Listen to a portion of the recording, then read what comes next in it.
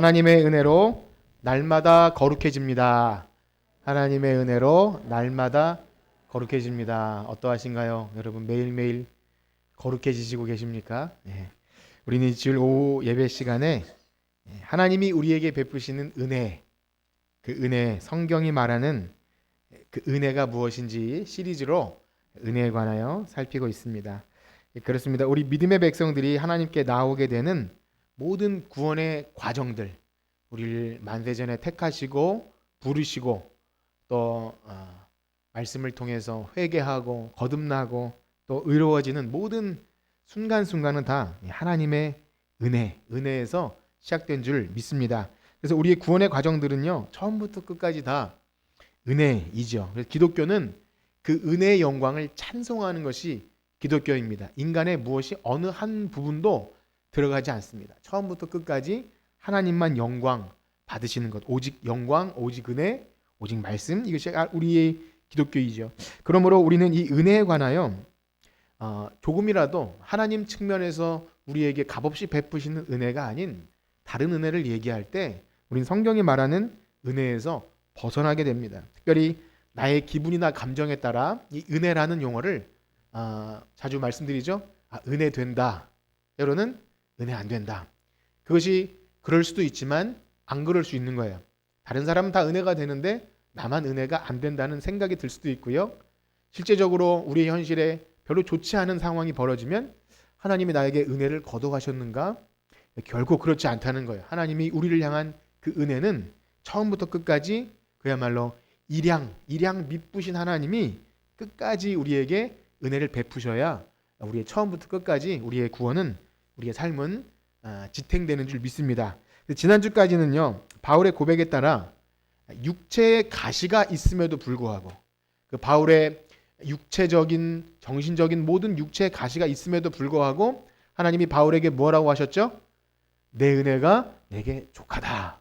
그게 어떻게 믿어졌는지 그 과정을 몇 주에 갖춰서 나눴습니다. 여러 가지 내용이 있지만 정말 그것 때문에 바울이 그게 믿어져서 나의 달려갈 길과 주 예수께 받은 사명, 그 하나님의 은혜의 복음을 전하는 것을 마치려 하면은 나의 생명조차 귀한 것으로 여기지 않을 수 있었던 것은 다른 것이 아니라 그 은혜입니다. 그래서 특별히 우리가 기억할 것은 나와 항상 함께 하시겠다는 약속, 하나님께서 우리와 영원토록 함께 하시겠다는 그 약속, 그 은혜가 여러분들을 살게 할 줄 믿습니다.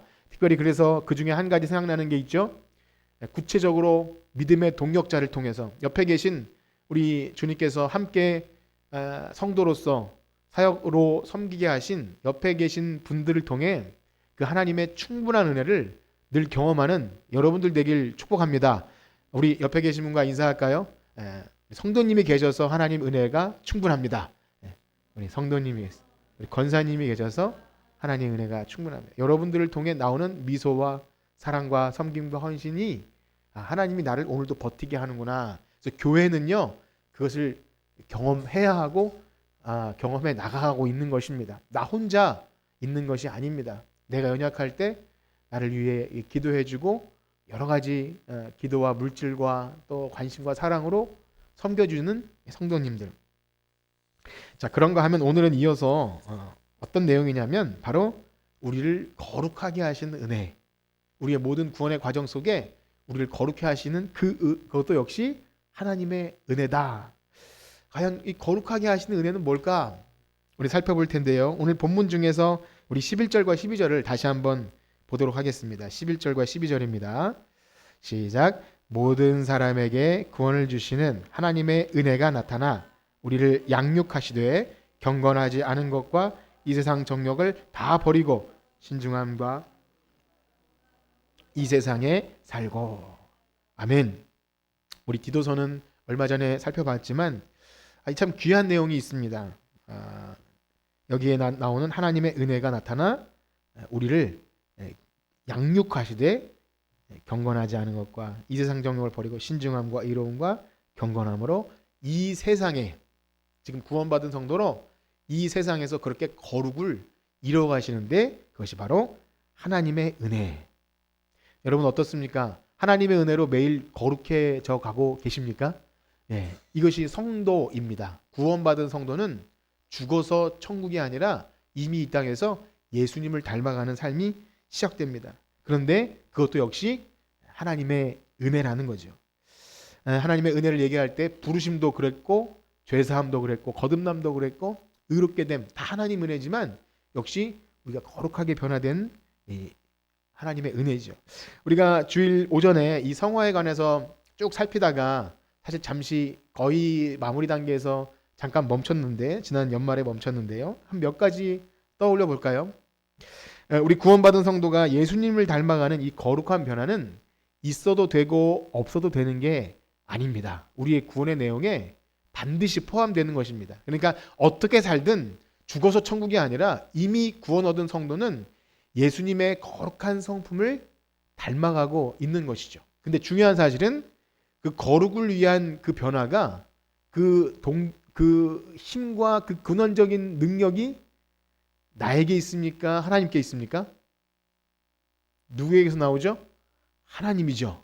그래서 속죄의 은총도 죄사함의 은총도 예수 그리스도이지만 역시 거룩하게 되는 근본적인 원인도 예수님께 있습니다. 예수님의 거룩하심. 그래서 우리가 말씀을 살피면서 그런 말씀 드렸어요. 예수님이 우리를 위해서 거룩하게 되셨다. 기억하십니까? 예수님께서 원래 거룩하신 분인데 더 거룩하실 필요가 없으신 분이 우리처럼 사람으로 오셔서 그 거룩하게 되셨다. 그런 말씀을 드렸어요.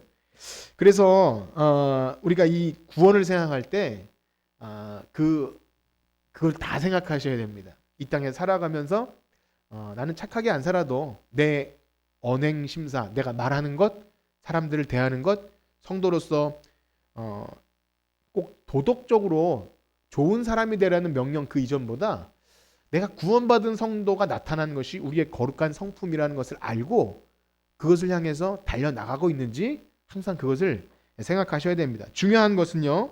그렇다고 이 말씀을 들을 때 여러분 착해지십시오. 스스로 결단하고 의지적으로 더러운 말을 입 밖에 내밀지 말고 더러운 행위나 어떤 사람들 보기에도 착한 사람이라고 여길 만큼 도덕적으로 착해지십시오가 우리에게서 나온다고 생각하면 안 된다는 거예요. 그 굉장히 위험할 수 있습니다. 종교가 우리 기독교가 도덕적인 종교여야 사람들에게 옳다 인정받는 것처럼 착각할 수 있어요. 물론 착하고 도덕적이어야 되지만 오늘날 많은 그 교회가 욕먹을 때 칭찬받는 교회의 그 어떤 모델을 보면 이웃을 사랑하고 사람들에게 어떤 나눔이 있고 또 이렇게 뭔가 선을 행하는 이게 진짜 교회지. 맞습니다. 그런데요. 착각하기 쉬운 것은 우리가 이렇게 했으니까 우리는 좀 나은 사람인가? 잘못될 수 있는 가능성이 높습니다. 그래서 항상 생각해야 돼요. 우리의 거룩의 근거는 어디에 있다고요?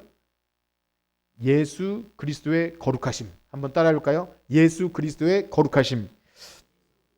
예, 그렇습니다. 이것을 잊으면 안 됩니다. 만약에 이것을 잊으면 우리의 거룩함의 근거가 혹 내 의지나 공로 거기에 있다고 착각하게 되는 거죠. 그래서 오늘 본문에 보면 하나님은 구원받은 성도를 지금도 은혜로 거룩하게 양육시켜 나가십니다. 아까 전에 디도서 2장 12절 말씀을 다시 한번 보실까요? 2장 11절과 12절을 한번 다 같이 읽어봅시다. 11절과 12절 시작.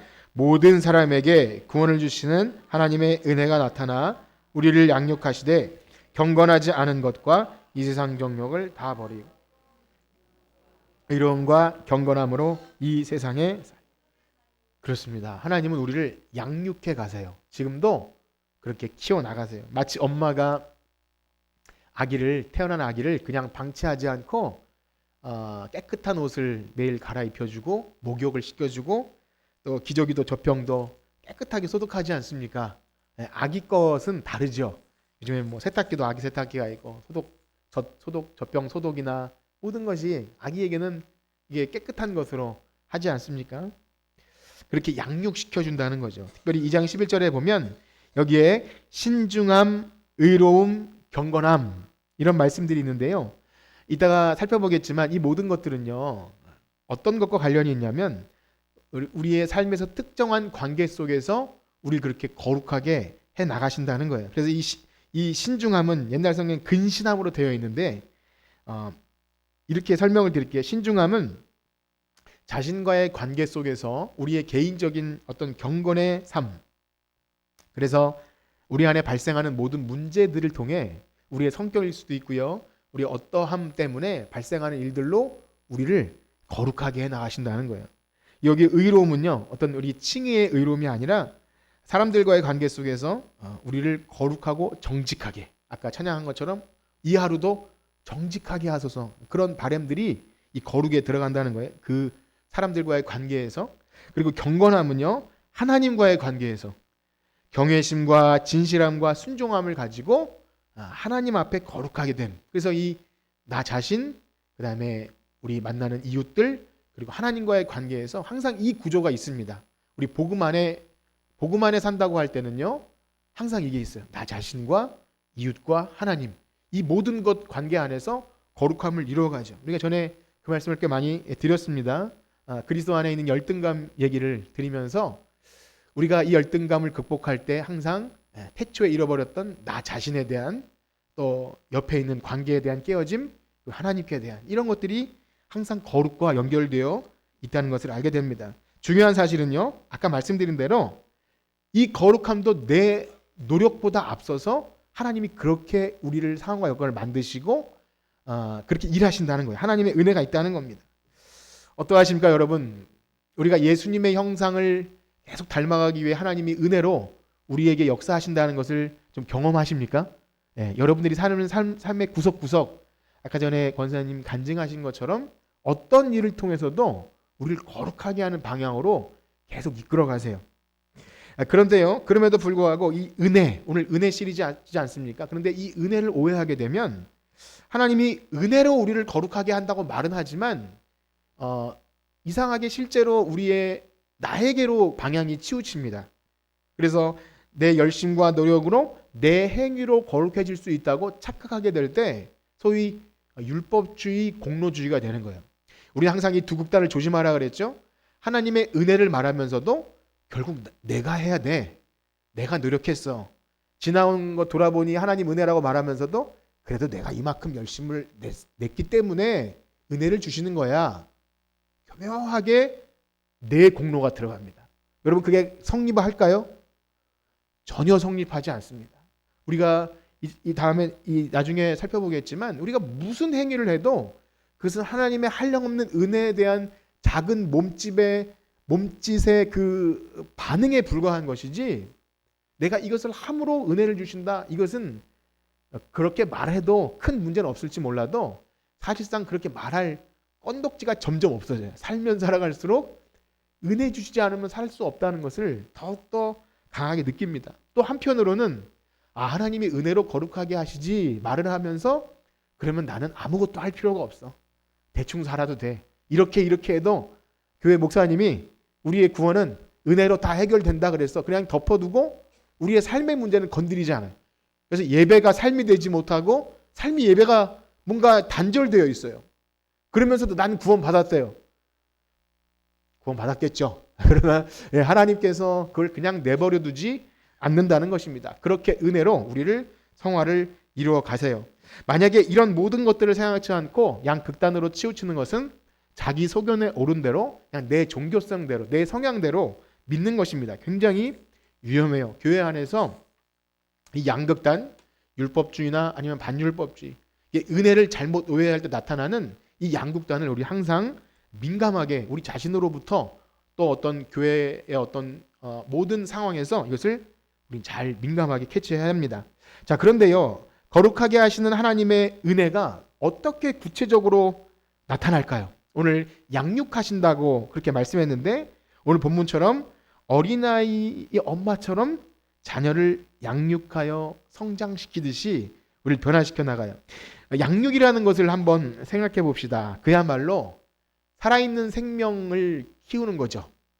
우리 짐승을 양육한다고, 지금 사육한다 그러나요? 사람 인격체를 양육하죠. 우리 자녀를 양육하죠. 죽은 생명체가 아니라 살아있는 인격체. 그래서 하나 아기가 자라나려면 엄마의 많은 것이 들어가죠. 엄마의 그 품과 사랑의 눈빛과 웃음과 또 젖을 줘야 되고, 아이가 울면 무언가 불편한 것이 있는지 그냥 아이는 울 뿐이잖아요. 근데 엄마들은 귀신같이 알더라고요. 또 할머니들은 더 잘 알잖아요. 제가 뭐가 불편하다 이게 곧 알고 보면 진짜 똥을 쌌던지 혹은 어디 불편한 게 있든지 알아서 해줘야 돼요. 아기는 안 해주면 죽습니다. 그렇죠. 짐승은 그냥 나면은 네 발로 걷곤 하지만 사람은 태어나면 방치되면 뭐 옛날 그 영화의 늑대 소년처럼 늑대가 돌봐주지 않는 한 놓으면 죽죠. 그렇죠? 사람은 놓으면 엄마가 돌봐주지 않으면 죽는 겁니다. 그래서 그것을 그 아이를 키우고 눈을 마주치고 아기가 그런 반응을 해요. 엄마인지 알아보고 엄마를 보고 웃기도 하고 그 반응 속에서 또 상호간의 교제가 일어나죠. 중요한 사실은 이 양육의 주도권이 누구에게 있습니까? 그러니까 엄마와 아기 관계에서 양육의 주도권은 엄마에게 있죠. 너무 어려운 질문이었나요? 아기에게 있지 않아요. 그러니까 이 말씀 뭐냐면 이 아기가 성장하는데 그 아기가 주도하지 않는다는 거예요. 상호간의 인격적 교제가 있고 한 사람의 사람으로 존중해 주지만 야, 너 우유 먹을래? 이렇게 묻지 않아. 기저귀 갈아줄까? 묻지 않아요. 이 아이의 마음을 헤아려 줬니? 이렇게 하지 않고 일방적으로 계속 공급해 줍니다. 즉 우리의 성화를 양육과 비교한 것은 하나님의 은혜의 돌보심이 없다면 우리는 결코 성화될 수 없다는 겁니다. 그렇습니다. 이처럼 성경이 우리의 성화를 양육에 비교하는 것은 너무 적절해요. 왜냐하면 성경은요 구원받은 성도를 얘기할 때 항상 그 전에 그때는 그리고 지금은 그렇게 비교하죠.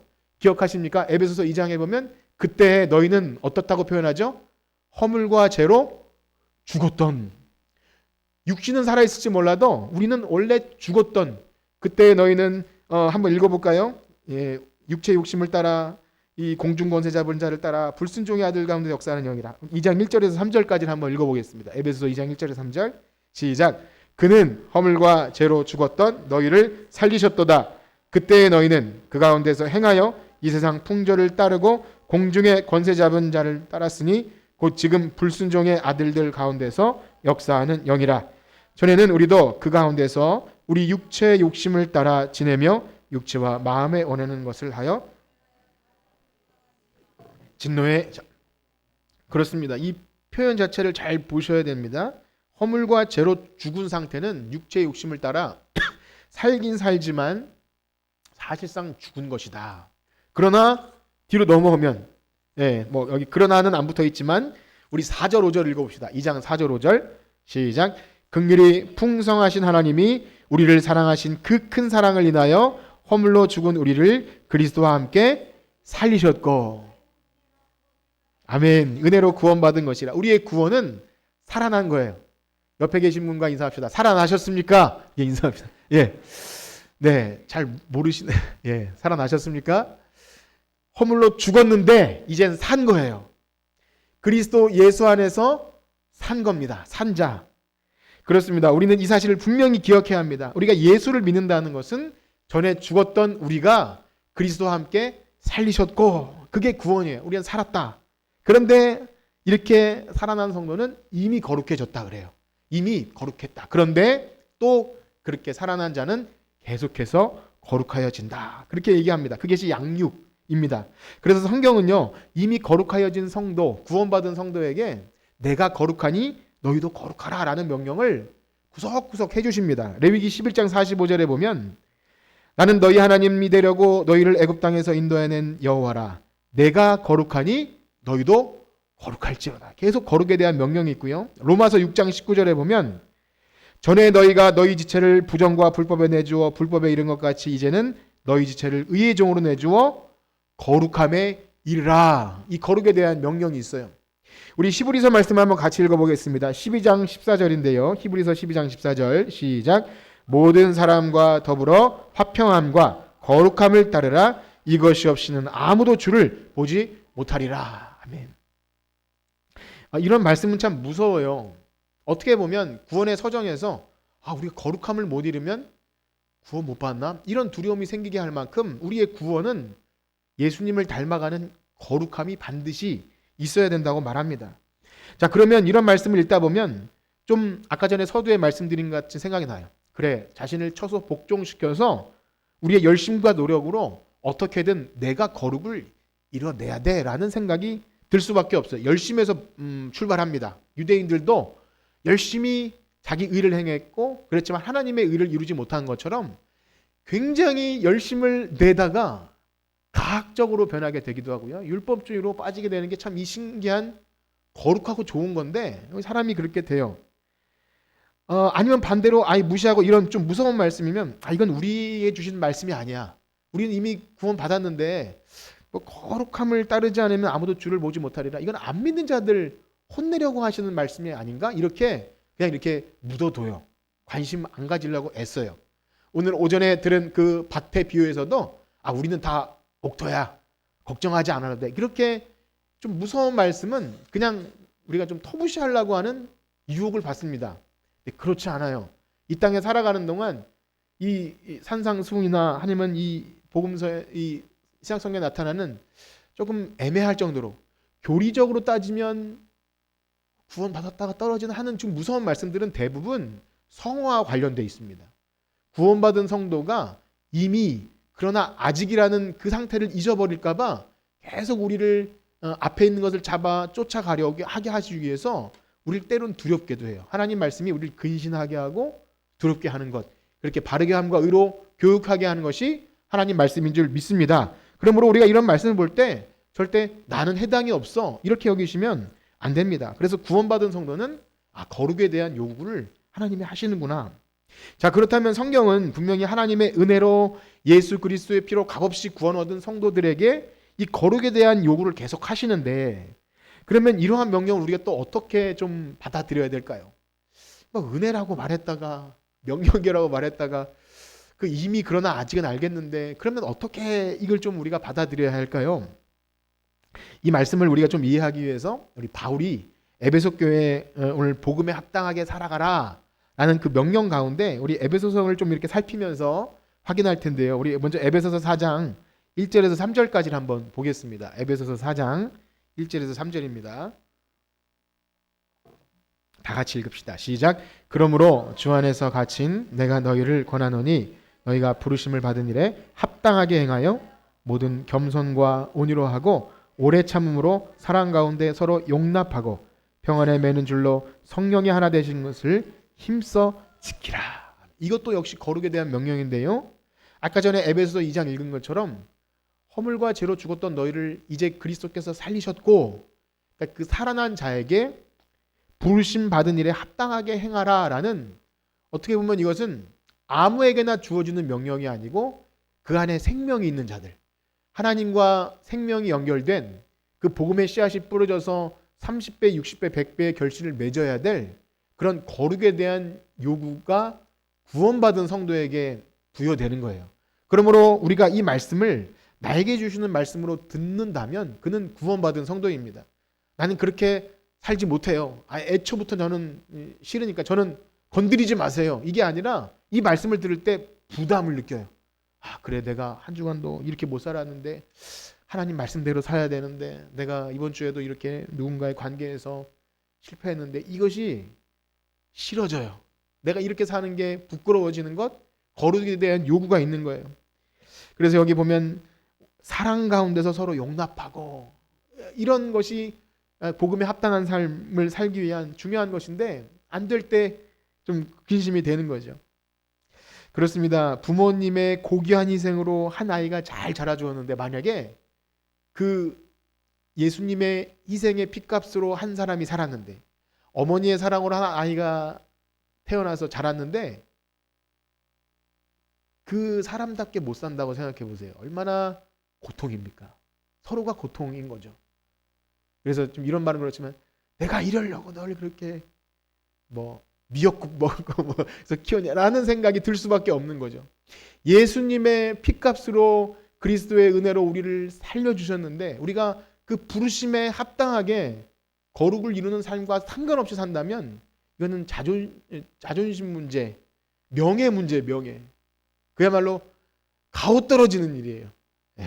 정말 그 은혜로 핏값으로 부른 그 사람이 예수님처럼 상관없이 산다면, 그래서 그렇게 부르심에 합당하게 살라는 명령이 먼저 개인의 삶의 영역에서 거룩한 내적인 변화가 있어야 된다고. 아까 전에 말씀드렸죠. 자기 개인과 옆에 주변과 또 하나님과의 관계에서 거룩한 부르심. 그래서 5장으로 넘어가 보면요. 5장 1절과 2절을 한번 읽어봅시다. 5장 1절과 2절 시작. 그러므로 사랑받는 자녀같이 너희는 하나님을 본받는 자가 되고 그리스도께서 너희를 사랑하신 것 같이 너희도 사랑 가운데서 행하라. 그는 우리 이를 위하여 자신을 버리사 향기로운 제물과 희생 제물로 하나님께 드리셨. 아멘. 사랑을 받은 자녀같이 하나님을 본받는 자가 되라. 그러니까 부모님의 사랑을 충분히 받았다면 그런 말씀 전에 드리지 않았습니까? 사랑을 많이 받고 자라야 누군가에게 사랑을 베풀 수 있고 의심하지 않고 또 받을 수도 있는 것처럼 그리스도의 사랑을 받았다면 사랑을 받은 자녀같이. 그러니까 반대로 말하면 뭐죠? 나는 그리스도의 십자가 사랑이 별로 대단하지 않아요 라고 말하면 이 사랑과 관련 없이 살아도 됩니다. 그러나 내가 예수 그리스도의 십자가 사랑이 너무나 크고 감격스러워서 감당할 수 없는 사랑이라면 그 사랑받은 자녀처럼 하려는 거룩에 대한 사랑의 요청이죠.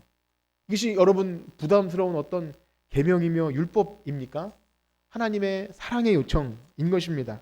그래서 3장 아까 전에 5장 2절까지 읽었는데 3절에서 20절까지는 내용이 좀 많아서 읽지 않겠지만 그 사랑받은 사람이기 때문에 음행과 온갖 더러운 것을 버리라 그러고 빛의 자녀처럼 행하라 그러고 술 취하지 말라 그러고 주를 기쁘시게 할 것이 무엇인지 생각하라고 이런 명령들이 나와요. 그럼 여기서 또 우리가 또 이렇게 또 빠져요. 이 앞에 사랑받은 자처럼이라는 것을 염두에 두지 않으면 신약 성경도 결국 율법인가라는 생각이 들게 돼요. 술도 못 마시게 하고 또 이렇게 허랑방 이런 내가 좀 세상에서 재밌게 놀았던 그런 거 못하게 하려고 나를 이렇게 힘들게 하는 것인가라는 생각이 들 수 있어요. 그런데 그 근본적인 것은 교회 나왔으니까 술 담배 끊고 빛에 좀 착하게 살라 남 좀 도와주고 이게 아니라 무엇이 근거입니까? 예수 그리스도의 사랑. 우리가 그 사랑을 받았다는 것이 절실하다면 그렇게 살라는 사랑의 요청인 거지 명령이나 우리의 이 율법을 지켜서 거룩하여지라는 것이 아닙니다. 자, 그런데요, 말씀드린 대로 거룩한 성도의 삶은 이 개인의 거룩에 그치지 않습니다. 우리 여기 모인 저와 여러분들은요 다 홀로 존재하는 섬이 아니에요. 그래서 우리는 믿음의 공동체를 하나님이 주셨고 그 관계 안에서 우리의 거룩을 이뤄나갑니다. 그래서 이어지는 내용이 무엇입니까? 바로 삶의 현장에서 우리의 가정과 직장과 사회 안에서 우리 믿음의 백성들이 어떻게 살아야 될지를 바울은 계속 얘기해 줍니다. 우리 5장 21절에서 25절까지만 한번 같이 읽어봅시다. 5장 21절에서 25절 시작. 그리스도를 경외함으로 피차 복종하라. 아내들이여 자기 남편에게 복종하기를 주께 하듯 하라. 이는 남편이 아내의 머리됨이 그리스도께서 교회의 머리됨과 같음이니 그가 바로 몸의 구주시니라. 그러므로 교회가 그리스도에게 하듯 아내들도 범사에 자기 남편에게 복종할지니라. 남편들아 아내 사랑하기를 그리스도께서 교회를 사랑하시고 그 교회를 위하여 자신을 주신과 같이 하라. 그래서 아내들이여 남편들이여 자녀들이여 종들이여 상전들아 이렇게 뒤에 쭉 이 에베소서 5장이 6장까지 쭉 이어집니다. 즉 가정과 사회와 모든 관계 안에서 우리의 거룩을 이루어 나가셔요. 여러분 지금 방금 읽으셨지만 어찌 이것이 쉽습니까? 네. 세상에 어디 복종할 만한 남편이 있습니까? 성경은 복종할 만해서 하라 그런 것이 아니라 우리에게 그렇게 하죠. 죽게 하듯 하라. 그렇게 말씀하셔요. 여러분 어떻습니까? 정말로 사랑해서 죽고 못 살아서 그렇지 않다 할지라도 좋아서 결혼하게 되는 부부가 서로를 통해서 얼마나 끊임없이 성화를 이루어가는 도구로 하나님이 사용하십니까? 여러분 그것을 우리는 날마다 느끼며 살아갑니다. 전에 혼자 살 때는 아무런 문제 없이 재미있게 살다가 둘이 하나가 되는 그 가정을 이룰 때 나의 숨었던 모든 더러운 것들이 다 드러나게 되고 그것이 계속 다듬어지고 깎여지게 되죠. 각각의 다른 인생이 하나가 되기까지 자기를 부인하고 내려놓음이 없다면 결국 쪼개지는 것이 가정이고 부부이지 않겠습니까? 그래서 고린도전서에 보면 전에도 그런 말씀을 드렸는데 고린도전서 사랑장에 보면 사랑은 언제나 오래 참고라 그랬죠. 오래 참고. 그런데 그것이 원래 그 영어로 하면 사랑은 오랜 고통이다. 그렇게 되어 있다고 해요. 오랜 고통. 원래 사랑은 오랜 고통이다. 왜 그렇게 하셨을까요? 하나님이 신기하게도 관계 속에서 우리를 성화시켜 나가세요. 참 신기한 하나님입니다. 혹 만약에 부부간에 우리는 뭐 그런 고통 없어요.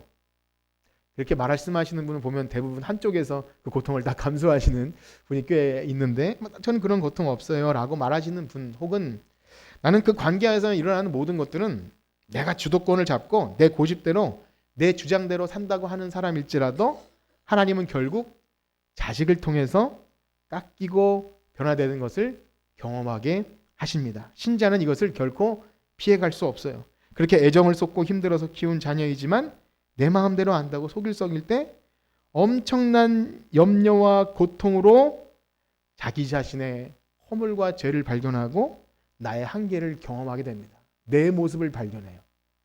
내 모습을 발견해요. 이 모든 관계들 속에서 남편으로서 아내로서 부모로서 무력감과 한계를 경험하죠. 내가 전에는 어느 정도 내 힘으로 내 잔머리를 굴려서 내가 좀 다룰 수 있다고 생각했던 그 모든 것들이 어느 순간 아무것도 할 수 없는 무능력함을 발견하게 되죠. 그러면 어떻게 됩니까? 드디어 주님을 찾게 돼요.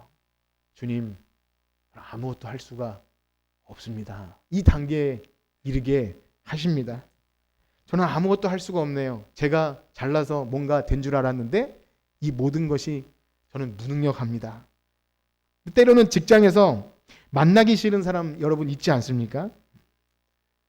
이름하여 또라이 같은 사람을 만나기도 하잖아요. 그것이 직장 상사이든 부하이든 간에 그 사람을 통해서도 하나님은 우리를 성화시키셔요. 만약에 신자가 아니라면 내 마음대로 대하면 그들처럼 우리도 괴팍하게 행동하고 그냥 사회에 돌아가는, 그러니까 사람들이 다 그렇게 사니까 그 형식대로 살 수 있지만 그리스도의 사랑을 충분히 경험한 사람이 예배드리고 돌아가서 한 주를 살 때 그게 그렇게 되던가요? 여러분, 예배가 아무리 삶으로 연결되기 싫고 단절하고 싶어도 그리스도의 사랑을 아는 자는 우리가 만나는 사회에서, 직장에서 만나는 사람들과 세상 방식으로 대할 수가 없어요. 강팍하게 할 수 없고 내가 손해를 볼 수밖에 없는 그런 일들을 만나게 되죠. 그때마다 하나님은 우리를 그 관계를 통해서 성화시켜 나가십니다. 그것뿐만이 아니에요. 우린 이 세상에 살면서 마귀와의 싸움에서도 하나님은 우리를 성화시켜 나가요. 그래서 에베소서 후반부에 보면 이제 아내들아 남편들아 쭉 나오다가 후반부에 보면 어떤 말씀이 나오냐면 마귀와의 싸움을 싸우기 위해 전신갑주를 입으라, 이런 말씀이 나옵니다. 우리 6장 10절과 11절을 한번 같이 읽어보겠습니다. 6장 10절과 11절 시작. 끝으로 너희가 주 안에서와 그 힘의 능력으로 강건하여 지고 마귀의 하나님의 전신갑주를 입으라. 아멘. 이것을 모르면, 마귀와의 싸움이 있다는 것을 모르면 내가 왜 이렇게 되는지도 모르고 속수무책으로 당한다 그랬죠. 이게 마귀의 유혹이고 간계이고, 간계가 뭡니까? 그 틈바구니로, 갑옷이 있으면 그 옷 틈바구니로 마귀는 비집고 들어서 우리의 경건과 거룩을 넘어뜨리려고, 우리 기도 못하게 하려고, 예배 때의 기쁨을 못 누리게 하고, 하나님의 기쁨을, 그 구원의 기쁨을 누리지 못하게 하려고 우리를 넘어뜨리는 것이 마귀의 간계입니다. 그러므로 우리는 이것과도 싸우면서 신기하게 거룩을 이뤄나가요. 하나님의 백성은 절대 마귀와의 싸움에서 내가 난 졌다라고 해서 구원에 떨어지는 그런 종류가 아닙니다. 여러분, 그건 우리는 믿으셔야 돼요. 그러나 실패를 경험할 때 하나님을 더욱 의지하게 됩니다. 이 강력한 마귀와 싸움에서 우리가 졌을 때 난 내 힘으로 할 수 없는 것을 처절하게 깨닫고 다시 주님을 찾아요. 이게 신비한 거예요. 자, 그러면 어쨌든 우리가 이러한 말씀을 이제 듣다 보면, 에베소서 말씀을 잠깐 이렇게 훑었는데 무슨 말인지 알겠는데 또 듣다 보면 또 이런 오류에 빠져요. 그래, 그러면 내가 내 관계 속에서 참자. 아내와 남편과 자녀와 직장에서 내가 참아야지. 이를 꽉 깨물고 어금니를 물고 이렇게 하는가라고 생각하기 쉬워요. 그러면 지금 말씀하고 있는 거룩을 위한 하나님의 은혜는 도대체 뭔가? 우리를 그 싸움터로 밀어놓고 그냥 잘 싸우라고 하시는 것이 은혜인가라고 생각할 수 있다는 거죠. 그렇습니까? 그렇지 않아요. 하나님께서 그럼 어떤 방식으로 이 싸움에서 이길 수 있는 은혜를 우리에게 베푸십니까? 이제 그 해답에 대해서 지금 우리가 4장부터 5장, 6장을 아주 에베소서를 잠깐 봤는데요. 4장이 시작되는 3장 마지막에 이런 바울의 찬송과 기도가 나오는데요. 우리 그 부분을 한번 같이 읽어보겠습니다. 에베소 3장 20절과 21절입니다. 시작. 우리 가운데서 역사하시는 능력대로 우리가 구하거나 생각하는 모든 것에 더 넘치도록 능히 하실 이에게 교회 안에서와 그리스도 예수 안에서 아멘. 이 시간에 에베소서를 전체를 살피는 시간은 아니라서 자세히 말씀 못 드리지만 여기 이 내용을 보면 바울의 기도 같아요. 그래서 우리가 간구하는 것보다 하나님 더 크게 이루어 주세요라는 그러한 간구 같아요. 실제로 우리는 기도할 때 이 구절을 그렇게 하기도 합니다. 그런데요, 잘 보면 내용이 그렇지가 않아요. 우리 가운데 역사하시는 능력대로 우리가 구하거나 생각하는 모든 것에 더 넘치도록 능히 하실 이에게. 이게 뭐죠? 기정사실이에요. 우리가 구하는 것, 우리가 구하거나 생각하는 모든 것보다 하나님은 더 넘치게 응답하실 분이라는 것을 믿는 거예요. 그리고 그 하나님을 찬송합니다. 그 하나님께 영광이 대대로 영원무궁하기를 원하노라. 그렇게 송영을 하는 거예요. 바울이 그렇게 한다는 거예요. 그래서 이 말씀은 뭐죠? 우리가 간구하는 것, 우리가 아까 전에 살핀 대로 우리의 인생의 여러 가지 어려움 속에서 하나님께 간구하죠. 기도하고 하나님 이것이 부족합니다. 내가 힘이 없습니다. 주님, 저는 정말 못 살겠습니다. 이게 뭐라도 간구하면 하나님이 그 간구를 가지고 내가 생각하는 것보다 신기하게 우리의 성화를 방향으로 기도를 응답해 주신다는 거예요. 여러분 믿으십니까? 우리가 간구하는 것이 그 무엇이었든지 간에 우리의 만나는 어려움 관계나 우리의 상황과 여건을 통해서 죄의 유혹이나 마귀와의 싸움에서나 어떤 것이든지 우리는 내 방식대로 기도하잖아요. 하나님 이 문제를 해결해 주세요. 지금 이게 긴급합니다. 이 문제만 해결해 주시면 제가 정말 신앙생활 잘할 수 있는데 이렇게 기도하지만 하나님은 우리가 기도하는 것보다 더 신기하게 지나고 나서 보면 우리를 거룩하게 하시려고 그 기도를 더 신기하게 이루어 주셔요. 여러분 그런 경험 없으신가요? 나는 정말 이 문제가 해결되기 위해서 하나님 이건 이렇게 해주세요. 이것만 있으면 해결될 것 같습니다. 하지만 하나님이 안 들어주실 때가 있어요. 지나고 나서 보면 하나님께서 더 아름답게 우리를 변화시켜 나가시려고 그런 과정들을 겪게 하셨음을 문득문득 경험할 때 전율을 느끼게 됩니다. 하나님은 우리의 기도를 응답해 주시는데 내 방식대로가 아니에요. 그래서 양육이라는 말을 한번 잘 생각해 보세요. 아기가 주도권이 없는 아기가 때를 쓰고 내가 하면서 달라고 할 때 다 허락하지 않는 것처럼 더 좋은 것을 주시는 부모가 그 모든 수고와 노력을 통해 제일 좋은 것으로 준비해 놓은 것. 그렇습니다. 우리가 구원받은 신자로 살아가지만 이 땅에서 수없는 근심과 걱정과 때로는 정말 예기치 않은 상황 앞에 당황합니다. 하나님 믿는데 왜 이런 상황 만났습니까? 하고 당황해요. 그런데 하나님은 우리의 그 상황과 형편을 더 잘 아세요. 그래서 은혜를 베푸시는데 거룩하게 하시는 은혜로 우리의 기도를 내가 생각했던 것보다 더 아름답게 이루어갑니다. 믿으시길 축복합니다. 때로는 죄로 인해 낙심해서 하나님께 간구할 힘조차 없어요. 내 죄를 용서해 주실까 할 정도로 심각한 죄에 빠질 때조차도 하나님은 그때도 우리를 사랑하셔서 거룩하게 해주세요. 믿음의 조상들이 그렇지 않았습니까? 대표적으로 다윗의 죄로 따지자면 얼마나 심각합니까? 살인죄와 간음죄와 여러 가지 죄들을 동시에 짓고 뻔뻔스럽게 그놈은 죽여야 된다고 그렇게 외쳤는데 나중에 나단이 와서 그게 바로 당신이라고 그렇게 할 때 다윗이 어떻게 합니까? 어떤 사람이든 자기 죄를 지적받으면 인정하지 않아요. 절대 인정하지 않고 둘러대고 상황을 합리화시키고 하지만 다윗은 그 자리에서 꼬꾸라져요. 그러면서 진시가 허물의 사함을 받고 죄의 가림을 받는 자는 복이 있도다. 그러면서 하나님을 더 찾아요. 하나님의 얼굴빛이 내게 가려지면 저는 살 수 없습니다. 그러면서 하나님께 더 가까이 가요. 그러니까 여러분 이 말씀을 들을 때 만약에 죄를 좀 져서 거룩하게 된다라고 말하면 이상한 거지만 하나님은 신기하게도 우리의 가지고 있는 이 기질과 성품과 죄악성과 모든 것을 다 가지고도 충분히 거룩을 이루어 가신다는 거예요. 그러니까 우리가 이것을 평가할 수가 없어요. 그럼 죄를 좀 질까? 혹은 내가 죄를 져도 하나님이 다 구원해 주셔. 이렇게 보면 안 돼요. 우리에게 주어진 현실은 그게 전부예요. 가장 고통스럽고 가장 죄악스럽고 우리가 만나는 관계 속에서 어려움을 당할 때 하나님이 날 이럴 때문에 거룩하게 하시겠지 이렇게 느껴질 수가 없을 정도로 그냥 현실이에요. 그런데 지나고 나서 보면 하나님이 그것을 통해 나를 거룩하게 하신다는 것을 우리는 알게 됩니다. 그렇습니다. 사랑하는 성도 여러분, 이 하나님의 거룩하게 하시는 은혜를 여러분 날마다 경험하길 축복합니다. 어린아이를 양육하는 부모와 아이 관계를 한번 생각해 보십시오. 우리가 우리의 거룩을 내 힘으로 내가 열심히 해서 내가 충성해서 거룩을 이뤘다고 할 만한 것이 하나도 없는 것이 이 양육이라는 것 안에 들어있더라고요. 여러분 저는 이제 아이들이 좀 커서 좀 편안해졌는데 아이를 키우는 과정을 가만히 생각해 보세요. 이렇게 금쪽이 그런 거 보면 지금도 가끔씩 보는데 아이가 이렇게 이유식을 떠먹여주면 애가 잘 받아 먹으면 어떻게 말하죠? 내가 준 거야 이렇게 말 안 하고 아유 잘 먹네, 아유 잘했어요 이렇게 하지 않습니까? 그리고 나서 먹고 나면 뭘 해야 되죠? 막 우유 먹고 하면 트름을 하잖아요. 트름을 꺽 하면 아이고 잘했네 이러지 않습니까?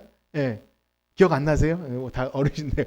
예, 그리고 나서 아기가 또 뒤집어요. 뒤집으면 또 아이고 잘했다고 막 그렇게 칭찬해주고 한 발짝 떼잖아요. 막 넘어지다 한 발짝 떼면 그 엄마 아빠가 어떻게 하죠? 막 물개 박수를 막 치면서 잘했다 하지 않습니까?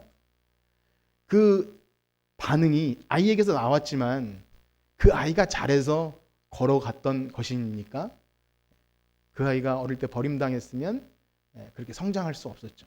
처음부터 끝까지 그 부모의 사랑이 아니면 그 아이는 잘할 수 없던 것처럼 우리의 거룩은 우리가 무언가 하나님께 드리고 헌신하고 하는 것은 그 아이가 그렇게 자라서 엄마 사랑해요 라고 편지 쓰는 정도인 거죠. 우리의 그 아기 같은 반응, 찬양하고 영광 돌릴 때 그것이 어찌 우리에게서 나온 거룩이라고 할 수 있겠습니까?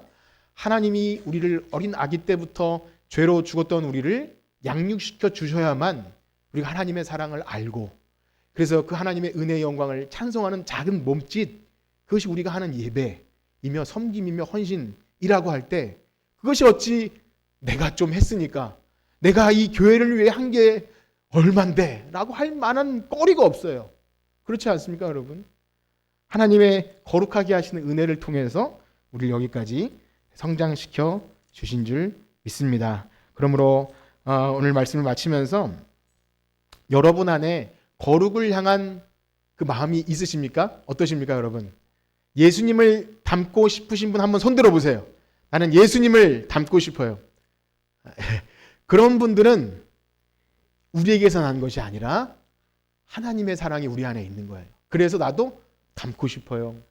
예수님처럼 아직은 너무나 연약하고 부족하지만 닮고 싶어요. 이것은 우리에게서 난 것이 아니라 처음부터 끝까지 그 거룩의 은혜가 우리 안에 있기 때문인 줄 믿습니다. 그러므로 바라기는 한 주간 사시면서 무슨 일을 만나도 하나님은 이 일을 통해 우리를 거룩하게 하시겠구나 이렇게 믿으시고 어떤 일 앞에서도 하나님을 의지하고 오늘도 우리를 거룩하게 하시는 하나님을 찬양하는 우리 모두가 되기를 주님의 이름으로 축복합니다. 아멘. 우리 찬송 455장 찬송하고 기도하고 예배를 마치겠습니다. 주님의 마음을 본받는 자.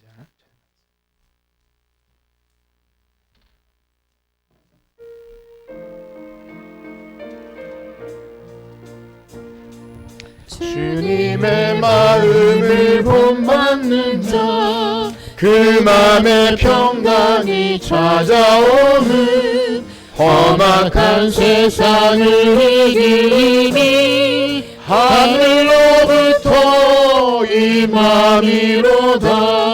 주님의 마음 본받아 살면서 그 거룩한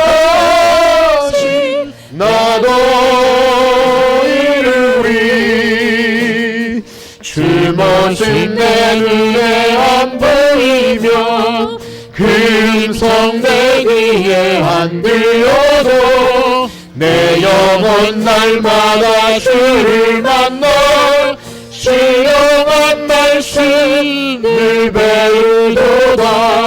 주님의 마음 본받아 살면서 그거를 다시 나도 이루리. 가린 길 거시고 험하여도 내 맘에 불평이 없어지는 십자가도 나를 이겨내신 주님의 마음 본받으리라. 주님의 마음 본받아 살면서 그걸 가진 나도 이루리. 주 예수 세상에 다시 오시 그날의 무성도 변화하여 주님의 빛나는 그 형상을 함께 보며 주 찬양하리. 주님의 마음 본받아 살면서 그걸 가진 나도 이르리.